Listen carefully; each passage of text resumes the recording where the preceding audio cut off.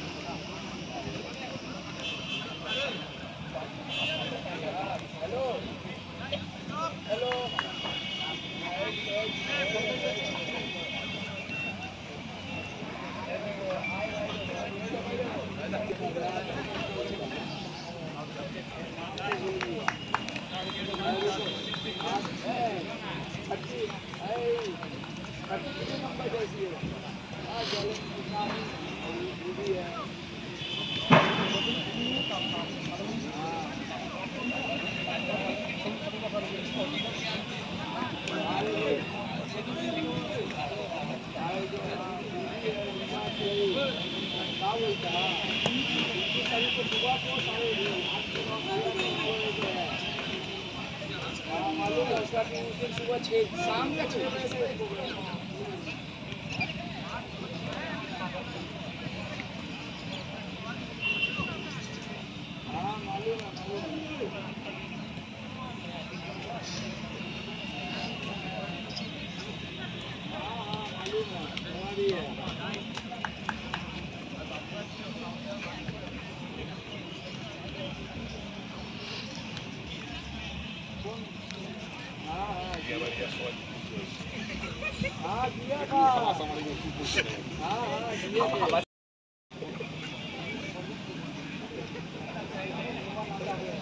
এটা ফুল করতে গেল স্পট করে যাবো বলে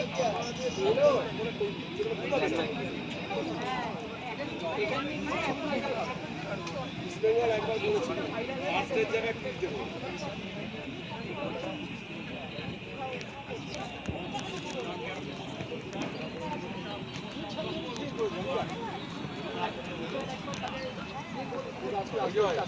এই তোর জলের আগে থেকে এই মাঠে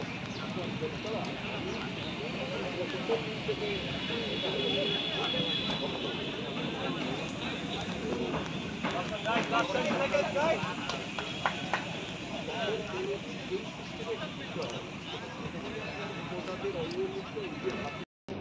সেটা হচ্ছে যে রিজার্ভ টিমের ক্ষেত্রে কলকাতা লিগে যেটা দেখা গেছে, টিমের মানে অ্যাটাকিং থার্স খুবই ভালো, টিম গোল করছে, কিন্তু টিম গোল খেয়ে যাচ্ছে।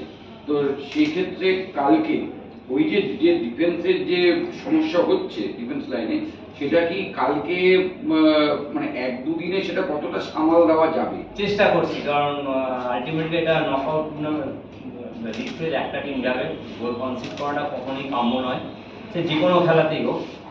তা আমি 2 দিন হাতে পেয়েছি টিমটা, ওটার উপরই কাজ করছি, দেখা যাক কতটা সামাল দেওয়া যায়।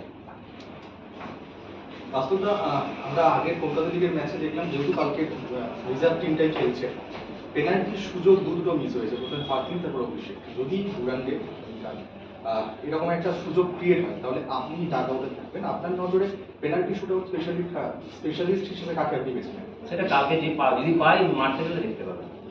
মানে এই ভুলগুলো দিয়ে আপনি কিছু কথা বলেছেন? না, পেনাল্টি নিয়ে আমি কিছু কথা বলিনি, হতেই পারে, রোজ রোজ এটা হয় না। একটা ওয়ার্ল্ড কাপের ম্যাচে জিকো, সক্রেটিস, প্লাতিনি একসঙ্গে 3 জন পেনাল্টি মিস করেছে। বাস্তবটা আশিস রায়, আশিক করুণা, এদের মধ্যে আমাকে দেখতে চলে আশিককে পাবো না, আশিক যারা আজকে প্র্যাকটিস করবে তাদের মধ্যে থেকে টিম হবে। যেটা আগে বললাম যে ইস্টবেঙ্গল টিম ধরো অনেকদিন আগে থেকে প্র্যাকটিসে নেমে গেছে, যে মেক কোচ কুয়াদ্রা তো এসে গেছে, ফুল প্র্যাকটিস হচ্ছে।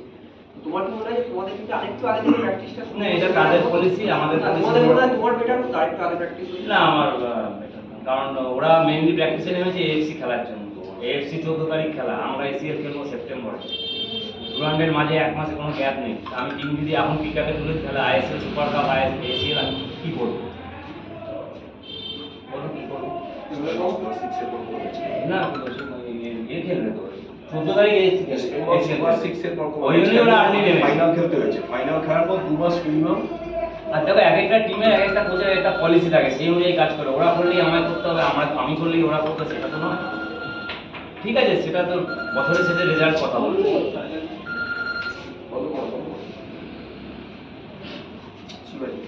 হ্যাঁ, বাস্তবটা কলকাতা লিগে একটা রুলস আছে যে 4 জন করে বঙ্গ সন্তান থাকবে। ডুরান্ডে কিন্তু এই রুলসটা নেই, ঠিক আছে? এটা কি টিমের জন্য অ্যাডভান্টেজ? না, অ্যাডভান্টেজ লেভেলে যারা ভালো পারফর্ম করে তারাই খেলবে, কারণ বাংলাদেশেও খেলবে, 4টে বেশিও থাকতে পারে। দীপেন্দু চোট ছিল, দীপেন্দু অ্যাভেলেবেল। আর কোনো কোশ্চেন আছে বাস্তবের জন্য? বাস্তবটা দীপেন্দু অ্যাভেলেবেল না বলছো, দীপেন্দু না থাকাটা কি কোথাও একটা চিন্তায় না, রাখে? যারা আছে তারা খেলবে, যে নেই তাকে নিয়ে ভেবে লাভ নেই। মানে ডাউনটাউন কাশ্মীরের টিম, কাশ্মীরি ছেলেরা সবসময় একটু ফিজিক্যাল ফুটবল খেলে, একজন বিদেশি রয়েছে, সেটা মোকাবিলার কোনো অ্যান্টিডোট? দেখা যাক কি করা যায়, ওটা তো আমাদের চিন্তাতেই আছে, কারণ তারা ফিজিক্যাল খেলবে, এটা যে কেউ বলে দিতে পারে। যারা খেলার সঙ্গে যুক্ত আছে তারা ফিজিক্যাল খেলবে, তারা ফিজিক্যালি ফিট হবে, দৌড়বে, সেটাকে আমাদের ওভারকাম করতে হবে। তোমাদের কোনো খেলা দেখেছো? না, এবছর খেলেইনি ওরা। আমি গত বছরের ডুরান্ড কাপের খেলা দেখেছি, কিন্তু তার মধ্যে 3বার কোচ চেঞ্জ হয়ে গেছে, প্লেয়ার চেঞ্জ হয়ে গেছে, তার সেই খেলা থেকে আমার কোনো আননোন অপোনেন্ট, ভেরি ডিফিকাল্ট, আমাদের জন্য খুব শক্ত match.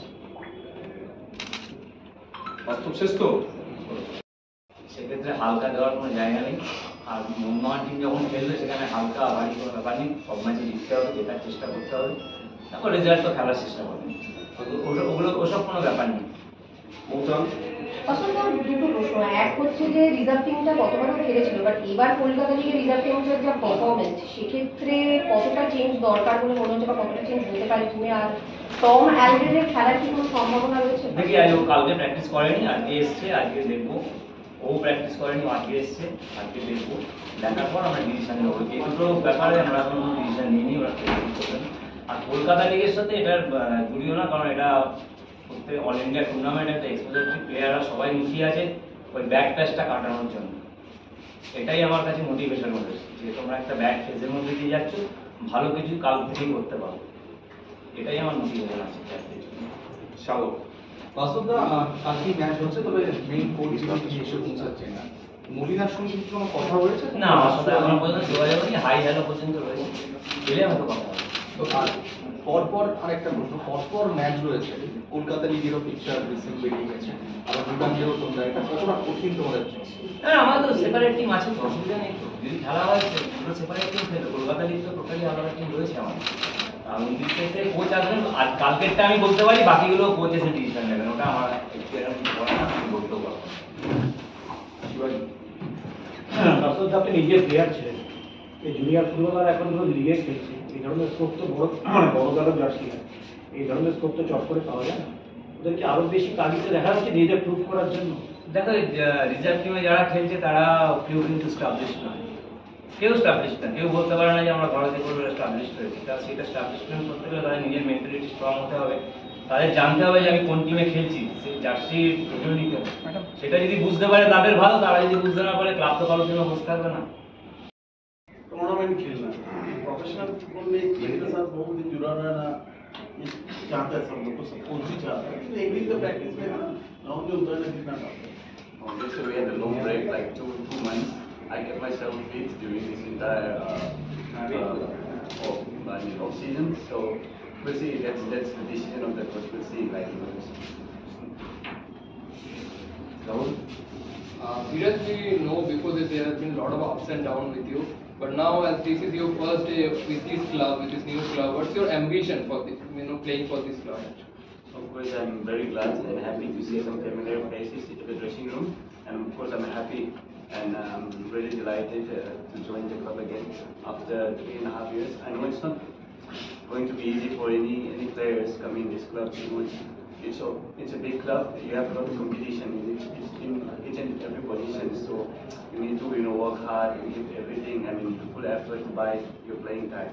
I know it's going to be a big task, and I mean it's going to be a strong fight. So of course I have to get ready, and I'm ready and looking very forward to it.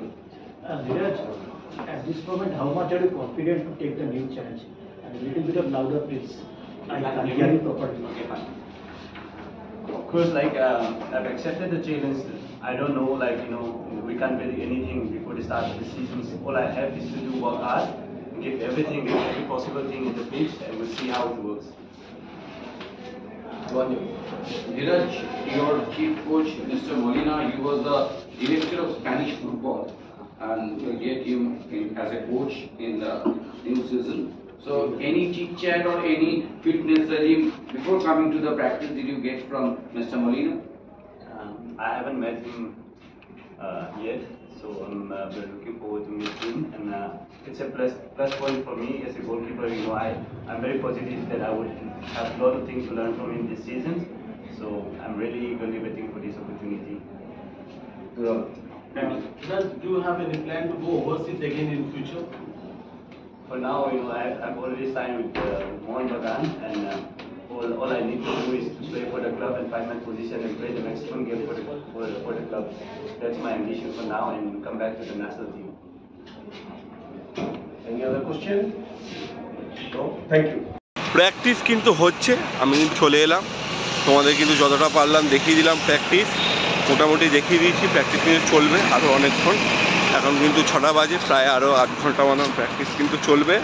তারপরে এখন কিন্তু main দল কিন্তু practice করছে না, শুধু Tom, বিদেশিদের মধ্যে কিন্তু টম এসে প্র্যাকটিস করছে, আর কিন্তু কেউ নেই সেরকম, আর সব রিজার্ভ দলের প্লেয়ার। আর 2-3 জন মেন দলের আছে, যেরকম হলো গ্ল্যান মার্টিন্স, আশিক কুর্নিয়ান, আশিস রায়, এরা কিন্তু আছে। আর বাদ বাকি কিন্তু কেউ নেই, সব কিন্তু 29শে জুলাই দিয়ে দেখতে পাবে তোমরা সবাইকে। প্রথম যে প্র্যাকটিসটা হবে সেটাই, তারপরেও কিন্তু আমি একবার আসবো, তোমাদের কথা দিচ্ছি, তারপরে একটা প্র্যাকটিস দেখতে কিন্তু আসবো একদম মেন দলের, তখন কিন্তু ভালো করে তোমাদের দেখিয়ে দেবো।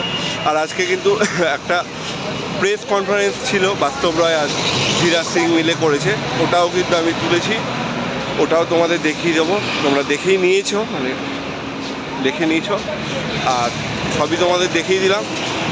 ভিডিওটা ভালো লাগলে লাইক, শেয়ার অ্যান্ড সাবস্ক্রাইব করো চ্যানেলটা। ফেসবুক আর ইনস্টাগ্রাম পেজটা অবশ্যই ফলো করো, তাহলে আমার ভালো লাগবে। সাবস্ক্রাইব তোমরা যত করবে তত ভিডিও বানানোর আমি মোটিভেশন পাবো। তাহলে চলো, এখনের জন্য ময়দান থেকে টাটা, দেখা হচ্ছে পরবর্তী ভিডিওতে। ততক্ষণ সবাই ভালো থাকবে, সুস্থ থাকবে।